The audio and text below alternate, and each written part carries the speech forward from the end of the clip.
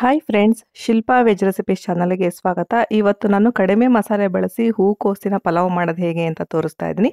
First ಒಂದು ಬೌಲಿಗೆ ನಾನು ಹೂಕೋಸನ್ನೆಲ್ಲ ಹೆಚ್ಚಿಟ್ಕೊಂಡಿದ್ದೀನಿ. ಅದಕ್ಕೆ ಉಪ್ಪನ್ನ ಹಾಕೊಳ್ತಾ ಇದ್ದೀನಿ, ಜೊತೆಗೆ ಸ್ವಲ್ಪ ಸೋಡಾ ಹಾಕಿದ್ದೀನಿ.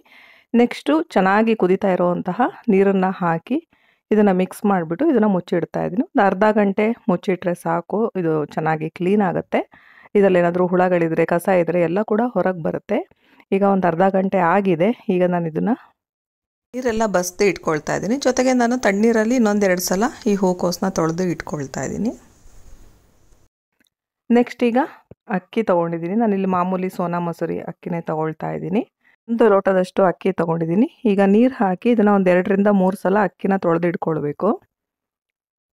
ಅಕ್ಕಿನೂ ಅಷ್ಟೇ ನಾವು ನೆನೆಸ್ಬಿಟ್ಟು ಮಾಡಬೇಕಾಗತ್ತೆ. ನೀವೇನಾದರೂ ಬಾಸುಮತಿ ರೈಸ್ ಯೂಸ್ ಮಾಡ್ತೀರಾ ಅಂತಾದರೆ ಬಾಸುಮತಿ ರೈಸ್ನ ಕೂಡ ಬಳಸ್ಬೋದು. ಈಗ ಚೆನ್ನಾಗಿ ಅಕ್ಕಿನ ತೊಳೆದಾಗಿದೆ. ಈಗ ನೀರು ಹಾಕಿ ಇದನ್ನು ಕೂಡ ಅಷ್ಟೇ ಒಂದು ಅರ್ಧ ಗಂಟೆ ನೆನೆಯಕ್ಕೆ ಬಿಡ್ತಾ ಇದ್ದೀನಿ. ಈಗ ಹೂಕೋಸನ್ನ ಚೆನ್ನಾಗಿ ತೊಳೆದು ಇಟ್ಕೊಂಡಿದ್ದೀನಿ. ಈಗ ಇದನ್ನು ಒಂದು ಬೌಲಿಗೆ ಹಾಕಿದ್ದೀನಿ. ನೆಕ್ಸ್ಟ್ ಇದಕ್ಕೆ ಉಪ್ಪನ್ನ ಹಾಕ್ಕೊಳ್ತಾ ಇದ್ದೀನಿ. ಜೊತೆಗೆ ನಾನು ಖಾರದ ಪುಡಿ ಕೂಡ ಹಾಕ್ಕೊಳ್ತಾ ಇದ್ದೀನಿ. ಈಗ ಇದನ್ನು ನೀಟಾಗಿ ಮಿಕ್ಸ್ ಮಾಡ್ಕೊಳ್ಬೇಕು. ತರಕಾರಿ ಪಲಾವ್ ತಿಂದು ಬೋರ್ ಆಗಿದ್ರೆ ಈ ಥರ ಒಂದು ಡಿಫ್ರೆಂಟ್ ಆಗಿರುವಂತಹ ಪಲಾವ್ ರೆಸಿಪಿ ತುಂಬ ಚೆನ್ನಾಗಿರುತ್ತೆ. ಈಗ ನಾನು ಕುಕ್ಕರಿಗೆ ಎಣ್ಣೆ ಹಾಕ್ಕೊಳ್ತಾ ಇದ್ದೀನಿ.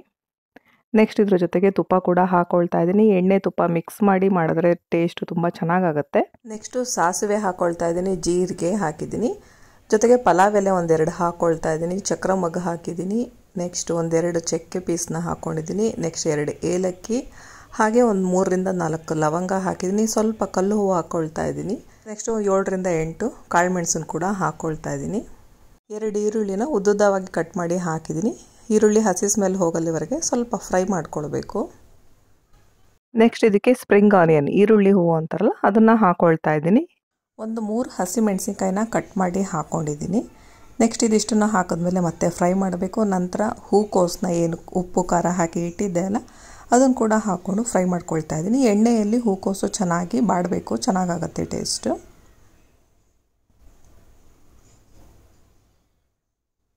ನೆಕ್ಸ್ಟ್ ಇದಕ್ಕೆ ಸ್ವಲ್ಪ ಹಸಿ ಬಟಾಣಿ ಕೂಡ ಹಾಕ್ಕೊಳ್ತಾ ಇದ್ದೀನಿ. ನಂತರ ಪುದೀನ ಸೊಪ್ಪನ್ನ 1 ಹಿಡಿಯಷ್ಟು ತೊಳೆದ್ಬಿಟ್ಟು ಚೆನ್ನಾಗಿ ಕಟ್ ಮಾಡಿ ಇಟ್ಕೊಂಡಿದ್ದೀನಿ, ಅದನ್ನು ಕೂಡ ಹಾಕ್ತಾ ಇದ್ದೀನಿ. ಈಗ ಇದನ್ನು ಕೂಡ ಫ್ರೈ ಮಾಡ್ಕೊಳ್ಬೇಕು. ತುಂಬ ಕಡಿಮೆ ಸಮಯದಲ್ಲಿ ಈ ಪಲಾವ್ ರೆಡಿ ಆಗುತ್ತೆ. ನೆಕ್ಸ್ಟ್ ಈಗ ನಾನು ಇದಕ್ಕೆ ಶುಂಠಿ ಬೆಳ್ಳುಳ್ಳಿ ಪೇಸ್ಟ್ ಹಾಕ್ಕೊಳ್ತಾ ಇದ್ದೀನಿ. ಶುಂಠಿ ಬೆಳ್ಳುಳ್ಳಿ ಪೇಸ್ಟ್ನ ನಾನು ಸ್ಟಾರ್ಟಿಂಗೇ ಹಾಕಿಲ್ಲ ಒಗ್ಗರಣೆಗೆ, ಯಾಕಂದರೆ ಅದು ಹಿಡ್ದಂಗೆ ಆಗಿಬಿಡುತ್ತೆ ಕುಕ್ಕರಿಗೆ, ಹಾಗಾಗಿ. ನೆಕ್ಸ್ಟ್ ಈಗ ಇದಕ್ಕೆ ಖಾರದ ಪುಡಿ ಹಾಕ್ಕೊಳ್ತಾ ಇದ್ದೀನಿ, ಗರಂ ಮಸಾಲ ಹಾಕಿದ್ದೀನಿ, ಮತ್ತು ಟೊಮೊಟೊ ಕೂಡ ಹಾಕ್ಕೊಳ್ತಾ ಇದ್ದೀನಿ. ಈ ಥರ ಮಸಾಲೆ ಹಾಕಿದ ಮೇಲೆ ನಾವು ಟೊಮೊಟೊ ಹಾಕ್ಕೊಂಡ್ರೆ ಮಸಾಲೆ ಒತ್ತೋದಿಲ್ಲ, ಫ್ಲೇವರ್ ಕೂಡ ಚೆನ್ನಾಗಿ ಬರುತ್ತೆ. ನೆಕ್ಸ್ಟ್ ಈಗ ಇದಕ್ಕೆ ಒಂದು 2 ಚಿಟಿಕೆಯಷ್ಟು ಕಾಳುಮೆಣಸಿನ ಪುಡಿ ಕೂಡ ಹಾಕ್ಕೊಳ್ತಾ ಇದ್ದೀನಿ. ಒಗ್ಗರಣೆಗೆ ಆಲ್ರೆಡಿ ನಾನು ಕಾಳುಮೆಣಸನ್ನ ಹಾಕಿದ್ದೆ, ಹಾಗಾಗಿ ಕಡಿಮೆ ಕ್ವಾಂಟಿಟಿಯಲ್ಲಿ ಕಾಳುಮೆಣಸಿನ ಪುಡಿ ಹಾಕ್ಕೊಂಡಿದ್ದೀನಿ. 1:2 ಅಳತೆಯಲ್ಲಿ ನೀರು ಹಾಕ್ಕೊಳ್ತಾ ಇದ್ದೀನಿ. 1 ಲೋಟ ಅಕ್ಕಿಗೆ 2 ಲೋಟದಷ್ಟು ನೀರು, ಮತ್ತು ಒಂದು ಅರ್ಧ ಲೋಟದಷ್ಟು ಎಕ್ಸ್ಟ್ರಾ ತರಕಾರಿಗೆ ಹಾಕಿದ್ದೀನಿ. ನೆಕ್ಸ್ಟ್ ಕೊತ್ತಂಬರಿ ಸೊಪ್ಪನ್ನ ಹಾಕ್ಕೊಳ್ತಾ ಇದ್ದೀನಿ. ನೆಕ್ಸ್ಟ್ ಇದಕ್ಕೆ ರುಚಿಗೆ ತಕ್ಕಷ್ಟು ಕಲ್ಲುಪ್ಪನ್ನ ಹಾಕ್ಕೊಂಡಿದ್ದೀನಿ, ಮತ್ತು ಜೊತೆಗೆ ಒಂದು ಅರ್ಧ ಸ್ಪೂನ್ನಷ್ಟು ಸಕ್ಕರೆ ಹಾಕೋದ್ರಿಂದ ಟೇಸ್ಟ್ ಚೆನ್ನಾಗಾಗುತ್ತೆ.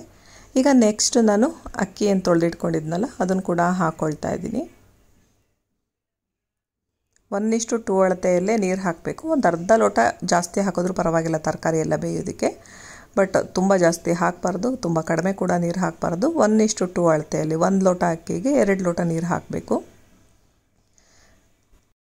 ನೆಕ್ಸ್ಟ್ ಈಗ ಅರ್ಧ ಹೋಳಿಗೆಯಷ್ಟು ನಿಂಬೆ ರಸನ ಹಾಕ್ಕೊಂಡಿದ್ದೀನಿ. ಈಗ ಇದಿಷ್ಟನ್ನು ಮಿಕ್ಸ್ ಮಾಡಿ ಕುಕ್ಕರ್ ಮುಚ್ಚಿಬಿಟ್ಟು ನಾವಿಲ್ಲಿ 3 ವಿಷಲ್ ಕೂಗಿಸ್ಕೊಳ್ತಾ ಇದ್ದೀವಿ. ಬಾಸುಮತಿ ರೈಸ್ ಆದರೆ ಜಸ್ಟು 1 ವಿಷಲ್ ಕೂಗಿಸಿ, ನಾನಿಲ್ಲಿ ಮಾಮೂಲಿ ಊಟದಕ್ಕಿ ತೊಗೊಂಡಿರೋದ್ರಿಂದ 3 ವಿಷಲ್ ಕೂಗಿಸ್ಕೊಳ್ತಾ ಇದ್ದೀನಿ. ಅನ್ನ ಎಲ್ಲ ಮಾಡುವಾಗ ಹೇಗೆ ನಾವು ಕೂಗಿಸ್ಕೊಳ್ತೀವೋ 3 ವಿಷಲ್, ಅದೇ ಥರ 3 ವಿಷಲ್ ಕೂಗಿಸಿದ್ದೀನಿ.